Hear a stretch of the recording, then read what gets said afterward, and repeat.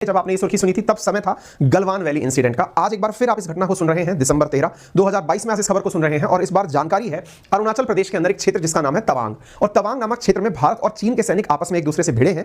भिड़ने का अर्थ क्या है ये भी समझ लीजिए। भिड़ने का अर्थ यहां पर शाब्दिक अर्थ जो है ना वो लिटरल साइंस में भी वही है। अर्थात भिड़ने का मतलब यहां मुठभेड़ नहीं होती है, गोली बारूद नहीं होती है, शरीर से शरीर की भिड़ना होता है ना, वो भिड़ना होता है। यानी कि यहां पर हाथों से ही एक दूसरे को धक्का दिया जाता है, क्योंकि भारत और चीन के बीच में 1996 का हुआ एक एग्रीमेंट है जिसके तहत भारत और चीन की सेनाएं जब भी बॉर्डर पर एक दूसरे के आमने सामने आएंगी तो किसी भी वेपन का उपयोग नहीं करेंगी। ऐसी स्थिति में एक दूसरे को धकेलने का ही काम किया जाएगा, यानी कि सहशरीर धकेलने का काम किया जाएगा यदि कोई किसी दूसरे की सीमा में एंट्री कर जाता है। और यदि मुठभेड़ का अर्थ यानी कि एक दूसरे से लड़ने का भी अगर मन हो तो ये दोनों एक दूसरे से हाथ लगा के लड़ेंगे, मल्लयुद्ध टाइप से। लेकिन इस चीज के अंदर जो चीटिंग की थी वो last time Galwan valley incident में चीन के द्वारा की गई थी कि वो कटीले तारों से बंधे हुए रॉड लेकर आए थे, जिससे कि 20 भारतीय सैनिकों की मौत हो गई थी।